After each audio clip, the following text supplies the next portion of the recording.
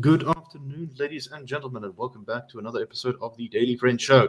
I am your host, Nicholas Lorimer, as I normally am, and I'm joined today by Mr. Michael Morris. Michael, how are you doing? Very well, thank you, Nick. Sunny Cape Town, enjoying the stuff. It's also fine weather. Surprisingly windy up here in Joburg, which is not common for us. And of course, we are also joined by our agent in Pretoria, Mr. Hermann Pretorius. Hermann, how are you? I must say that if we were to define the weather by premiers, then I think Gauteng would be Alan Windy. You know, I'm tempted to just leave dead air there, just so that our listeners can sit there and suffer with the consequences of that horrible pun. But anyway, time is short, and we must go on with the serious business of the day. And that is unusual sometimes with this show, but an excellent first story. Some good news. In fact, we've got a little bit of good news today in this show, and that is that the Pretoria High Court has ruled against lots of very important aspects of the mining charter. So the mining charter was this piece of sort of regulation created by the Department of Minerals and Energy, or whatever it's called these days, that effectively was governing the way that the mining sector in South Africa worked. And one of the issues that was very contentious in its BEE regulations in particular was this idea of once empowered, always empowered. So the way that the regulations have been written seem to suggest that a company would have to always maintain a certain level of BEE ownership. In this case, I think it's around 26% or 30%. And that if the black shareholders sold their stake and that percentage dropped to, let's say, 10%, the company would have to give away their shares again until such a time as they complied once again with those regulations. In other words, it created such a situation where there was almost like a revolving door. Someone could be empowered with BEE shares and then simply sell them, and the company would have to fork out to do the whole thing all over again, which, as you can imagine, was not a great investment incentive. So the Pretoria High Court has ruled that this is not the case, and that once you've given away a certain percentage of your company, it doesn't matter what happens to those shares. If they're sold, if they're bought by someone else or whatever, the company can consider itself as having complied with the legislation. There was also other parts to this judgment, which, me not being much of a legal eagle, don't fully grasp, but essentially the ruling says that the Department of Minerals can't make legislation, which is what it says that it was effectively doing. It has to go through Parliament, and it has to actually pass things through Parliament. Imagine that, using the legislature for its purpose. Yeah. So let me start with Herman. Herman, what do you make of this? Seems like a good thing to me. Seems like a triumph for business and making mining and doing business in South Africa easier, which of course, more jobs and more tax, all that good stuff. Yeah, no, I must say, and everyone get your drum sets and your hi-hats ready. This undermines BEE in a way, in the sense that it really sort of kills one of the core tenets that has made BEE such a toxic, perpetual drag on the economy. And in a weird, perverse way, it has made it more difficult. Let's grant, for sake of argument, that there's some merit in forcing a company to abandon control of some of its shares to create a black middle class. There isn't, but let's, for sake of argument, say there is some merit to that. What this bizarre, idea of that you can lose your BEE status or your empowerment status or whatever would entail is that it makes it more difficult for the black middle class that you've just empowered through shares to actually sell their shares, because they can only sell it under certain strict circumstances where they wouldn't undermine this BEE rating. It's similar to the story we will get to in a bit, where with Burger King, the moment the government says, black people, we are forcing you to keep ownership of these shares, what you're essentially saying is that entrepreneurial black industrialists or asset managers or people who play the stock market can choose the right time to invest or disinvest from whatever enterprises. So perversely, despite the fact that it is based on a terrible assumption that you can just conjure wealth into being, it also undermines the few people who might actually be legitimately economically empowered by share ownership, because the share ownership becomes subject to government fiat, so they can't necessarily use them to make their investments return, give them a return that they want. So I think it's absolutely perverse. It is a small crack. And I do think in the last year, we're seeing these small cracks, and we shouldn't miss them nor oversell them. We've seen a few small cracks in the hegemonic approach of state control collapsing. I think the Grootegeluk River municipality judgment was significant, where a municipality can be held liable for services not delivered. I think that's a good advance. Then you've got the BEE starting to even people like Farrell Huffagy during last year's COVID peak panic, saying that, BEE during a time of crisis isn't good. Well, then the thought that BEE during a time of less crisis is perhaps also. So there are these small cracks emerging that we should acknowledge and see, that's the opportunity where we should keep on letting that hammer fall. And perhaps just a last bit on the legal point is, you've got a few levels of law that can be made in a country. At the top of it, you've got the Constitution. So you've got constitutional law elements that defines the broad scope of rights and state functioning. And then below that, you've got parliamentary legislation or primary legislation. Then below that, you've got secondary legislation or delegated powers, where regulations can be given to certain entities or ministers to give effect to primary legislation, like the Mineral Resources Whatever Act. And the problem comes in when an act gives so much power to a minister that it essentially bypasses Parliament. But that's not quite what happened here. What happened here was that the act passed by Parliament was interpreted by the ANC to give these broad powers to the minister to make rules by which the industry must abide.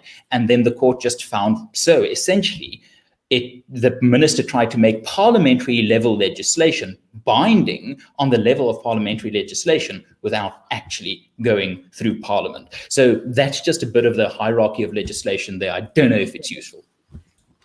No, that's very useful to a fool such as I. It's very, very useful to know. Michael, so I guess, we're sort of, what this case I think has done is kind of really sort of begun to get into the heart of what is envisioned by proponents of BEE. I think you can almost see that the court judgment is creating two versions of how the BEE policy should be implemented. There's the sort of soft version, which basically says BEE is about giving people an opportunity and creating a sort of payment system where those who once had wealth now give it to people who were disadvantaged in the past, at least in theory. And once they've done that, then those people are basically free to participate in the economy, however. And then there's another version which says the purpose of BEE is to make society look exactly like our spreadsheet, that it must have X number of this race, X number of this race. And when they use a word like transformation, they mean literally that society must be transformed to look exactly as we envision it. It's a sort of social engineering of ambition that we haven't seen since the 1960s in this country, perhaps. What do you make of all that, Michael? Yeah, I think that's probably about right. But I think what both really actually overlook is the scope of economic activity, actually, if it's allowed to occur without being trammeled by dicta and legislation and so on, to spread that benefit far wider. And this really is the kind of key point here, is that you can step in and attempt to direct and limit and control investment and who has it. But in fact, it's the investment itself, the economic activity itself, that is liberating. That's really what we ought to be focusing on, and that's measurable in millions of jobs and livelihoods right across the economy, and in terms of mining, obviously far beyond the pits and shafts of the industry. This particular issue, I think, is a significant win for us, because we've been arguing about this for a long time. I just happened to look up this morning, 2.5 years ago, the IRR produced a report, Mining Charter and Improvement, but Transformation Still Trumps Sustainability was the title. And just, some basic elements of this argument. The press release at the time began with this very simple point, that less government interference in the mining industry will enable it to contribute much more effectively towards overcoming South Africa's 3 critical enemies: poverty, unemployment, and inequality. And the fundamental point is that it's through the business of mining, exploiting the country's very rich and largely untapped mineral resources. We keep hearing about this. It's I forget the numbers now and how we compare, but we up there with Russia and Australia, perhaps even bigger than either of them. It's through the business of doing that, rather than by trying to meet onerous standards or onerous requirements, empowerment, and other obligations, that this sector would be free to actually contribute to the economy and growing jobs and so on. So yeah, I mean, in the limited extent that this particular aspect of it, the permissibility of regarding the initial BEE deal as the one that lasts throughout the operation of the mine, it has been accepted. This is a gain, but beneath that is this really fundamental argument. I was just thinking, as Hermann was telling us, or talking about, the extent to which some of these do-gooding gestures actually harm people who now have an asset but find themselves unable to trade it because there's some legislative impediment to it. In a radio interview a little while ago, actually discussion on radio about property rights, the host turned to me and said, But isn't the risk of giving black people property rights that they'll go out and sell their houses tomorrow? And the obvious question is, well, why should you want to stop them? Why should they not be free to do what everybody else in a free society does? They have an asset, and if they want to sell it, they sell it. And it's exactly that sort of idea, that somebody knows better and can tell an industry or investors or workers how to behave. Yeah, it's a sort of mad, crazy thing that just seems to keep happening in South Africa, which is we go through all this trauma because the law treats people differently on the basis of their race, treats property owners differently based on what color their skin is. And then once we abolish that system, the government goes, you know what we really need is to put that system back, but just change the details here and there so that we can we can reverse it. I mean, it's kind of missing the point. Anyway, and of course we'll continue that on our second topic there. But Hermann, any final thoughts on this? Yeah, I just think, and Nick, you a few months ago put me onto this train of thought, and I'm still, going where the tracks try to lead me. Is this key element of value add? That the real problem with things like BEE is it does not add value. It demands someone get something without putting in, and the risk the risk of nonsense policies like BEE, and as someone in the comments pointed out, blatant elite enrichment, and the IRR started calling it that a while ago, and I think we should keep on calling it that.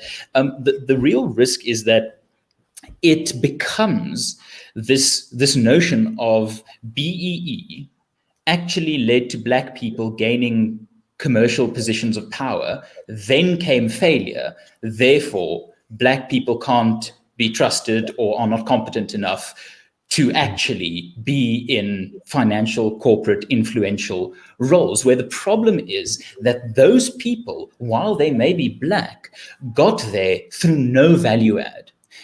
Were they to gain those positions of influence and sector leadership through value add, essentially earning their stripes, then you would get this industrial class of a new black middle class coming in with value add solutions. But the real problem is that BEE is a net value detractor. It has cost us almost 2 trillion rand since the instigation of BEE as government policy for businesses to comply with BEE regulation. That's 2 trillion rand that did not go to salaries of productive workers, that did not go to useful taxes. That's just wasted money because some regulations needed to be adhered to without for a second considering that actually something needed to be given. The economy needs to be made stronger. And it comes back to that what a former cabinet minister once let slip to France is that the ANC's real hope is sustainable wealth extraction, and there is no such thing. Wealth extraction hits a black pit at some point, and I think South Africa is seeing the consequences now. Exactly. Anyway, let us move on to our second story, which is in many ways very similar to the first, and that is also good news, but with a bit of a twist as well that's not 100% there.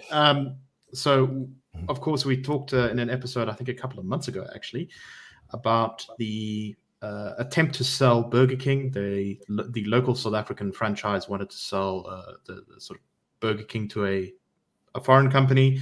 And this was blocked by the Competition Commission, which said that this couldn't be allowed because the percentage of black ownership would drop from, I think it was about 68% to 0. So they said, we can't allow this merger to happen because there is no, as they say, public interest in it happening.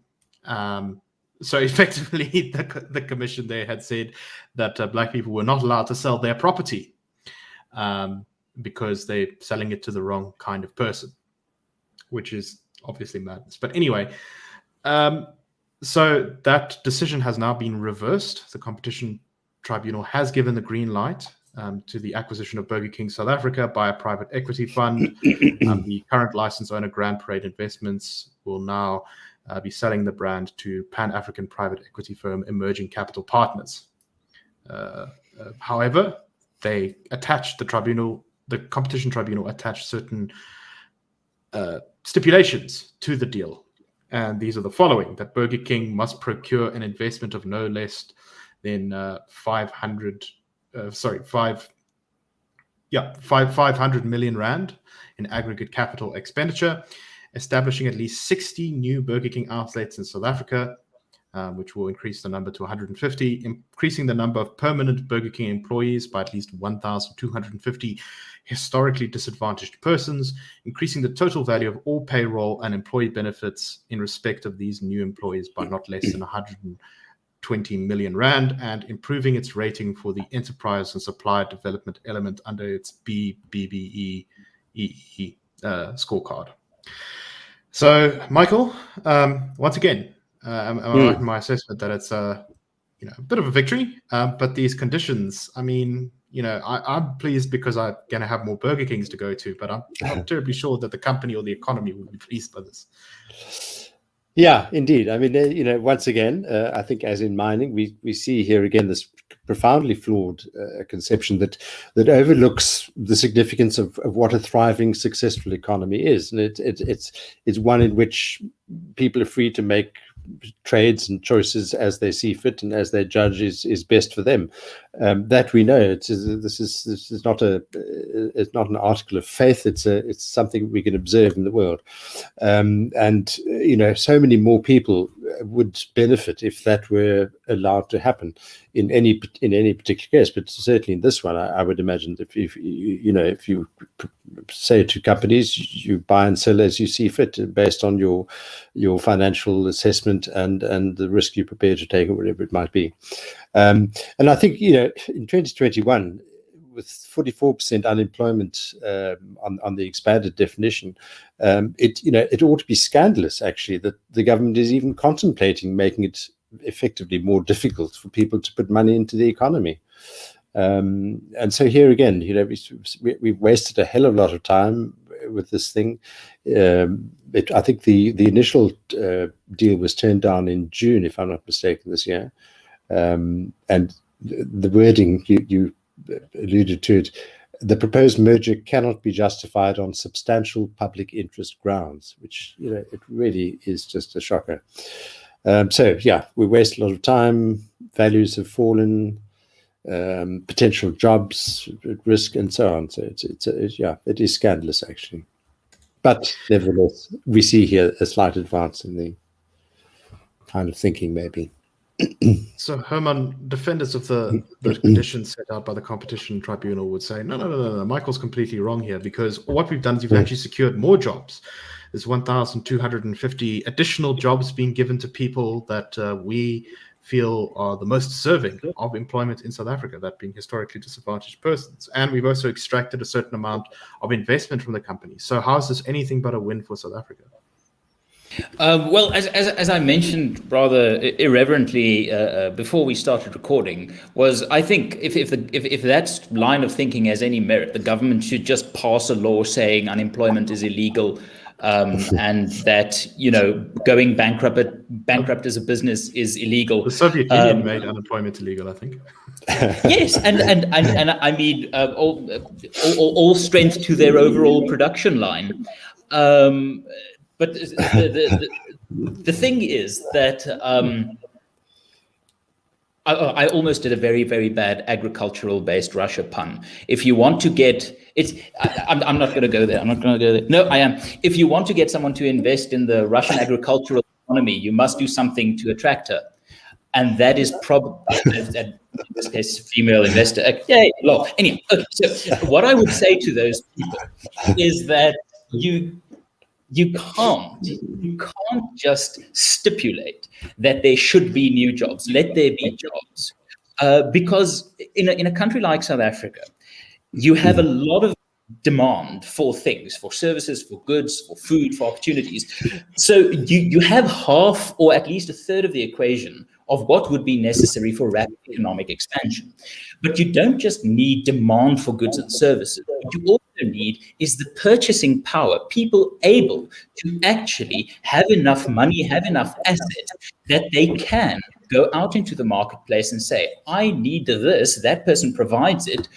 I will then use the assets to my disposal in exchange for those goods and services. You can't just then suddenly say, let there be more jobs, because the problem is you need to empower people first to justify those jobs in existing. You can't just say, we stipulate there must be new businesses here, here, and here. Because the problem is people need to actually say, there are businesses there, there, and there. I want to go there. Therefore, I will exchange what I've put my time into in return for an income into a productive exchange relationship with that business. What the Competition Commission here is just, it's really the Marie Antoinette type of economic thinking. Just let there be economic activity. Let them, eat burgers. We're not at that stage yet. And I think if we really want to look seriously at this, I am one of those people, a free market capitalist, who would stand up for the existence of something like the Competition Commission. I do think unfettered capitalism gives rise to some very, very dangerous extortionist behavior from your Facebooks, your Google, your really big companies that start owning such a dominating market share that they make it impossible for competition to find a fair footing. So I have a lot of sympathy with the conceptual existence of the Competition Commission. This is nonsense. This is utter nonsense. They were not stimulating competition here. They were advancing political agendas. And it was Ludwig Erhard, the West German economics minister responsible for the miracle of the West German recovery after the Second World War, that essentially made the point that if you are in a position where you want a free market, you have to be vigilant against two enemies of the free market, an overpowerful state and an overpowerful corporate sector. And for that, a competition commission does make some sense, but only if the motivation of its actions is to stimulate competition. And that is not what it did here. There's nothing competitive about this decision. It's pushing a transformationist agenda that benefits no one. In fact, people are now less likely to invest. People cannot share their assets in exchange for valuable things that they want. It's just moronic, it's stupid. And the fact that that was sort of acknowledged is a bit of a win, but we must press our advantage. No, exactly. Anyway, I'm very glad because I thought that Burger King might have to liquidate itself. That was, I think, the fear, because it just wasn't making the money that the company needed. So I'm very glad that it will remain, because I am a big fan of Burger King, as one can see by my corpulent figure. Anyway, let us go on to the next topic, which is a thing that made international news a while ago, and that was this company called Theranos. Now, I will let Hermann feed you more of the details. But my understanding of it is that this was a medical science blood testing company that said that it had managed to create an incredibly revolutionary new way of testing people's blood for various things. And this turned out to be false. And now there's a trial where the founder of the company and one of the other major executives is facing fraud charges. Hermann, tell us the story. Yeah, so that's in essence what happened is this MIT dropout, I think it's MIT, I can't remember, Elizabeth Holmes, really charismatic, seemingly sociopathic individual with, the people skills and charisma, revolutionized or announced this revolutionary idea to the world that a very simple medical device can do hundreds of blood tests within a very short time and at a very low cost. And this was such an intriguing prospect. And her personality was such that she got really big shot American politicians and former politicians to buy into this. Former secretaries of state, I think the Clintons invested in this. So very, very shortly, Elizabeth Holmes just became the youngest billionaire in Silicon Valley, or female billionaire. I can't remember what exactly the label was, but it was a label, and well done. But then it turned out that this was completely sold on a false prospectus. What Holmes and her company, Theranos, started selling as, this is a company worth investing. We've got this high level of tech that can really do amazing things at a minuscule cost. Turned out it couldn't. The technology just wasn't there. And why I find this story fascinating is it is the perfect illustration of, I think, a point that I made a few minutes ago, that there's a real danger to a free market when powerful political interests align with corporate greed. The three great evils, I think, of any free market economy aspirations are big labor, big business, and big government. And this is an instance where two of those collaborated, where the politicians and government officials believed the lies coming from this corporate entity empowered them significantly, and then turned out not to be true. If there was a real market competition there, Elizabeth Holmes and Theranos would have gotten nowhere. But the fact that these politicians bought into this, that they were put by their political careers in a position of such lobbying influence, that democracy in America became a professionalized career, sort of citizen responsibility or involvement as was originally envisioned, meant that this whole thing could become a manipulation of power politically and financially. And that's blown up now in people's faces. And thank goodness there are consequences, but I just think it's a perfect illustration of where big government and big corporate align for a bit of personal greed. The small guy always pays the price. Michael, what do you make of this story? Do you agree with the way that Hermann has framed it? Yes, I think pretty much. I haven't followed it, and it's a pretty complex story. The woman, I think, was actually a dropout from Stanford, Hermann, but the facts don't alter the outcome at all. One of them fancy universities, like our colleague Gabriel Krauser. Indeed. But I think, something that does occur to me as an extension of Hermann's concerns about, or he's highlighting the risk of big business and big government sort of converging or colluding in this way, is also, the idea that this kind of story could demonstrate, for instance, the failure of capitalism, which some detractors might attempt to do. And of course, it bears out the very basic truth, which a lot of people find it difficult to appreciate, is that capitalism on its own automatically doesn't guarantee the best outcome always. It doesn't guarantee a better utopia than a state-led utopia. But what it does incorporate in all its contending freedoms is a much more likely, quicker capability to change and to have to adjust, to have to confront things.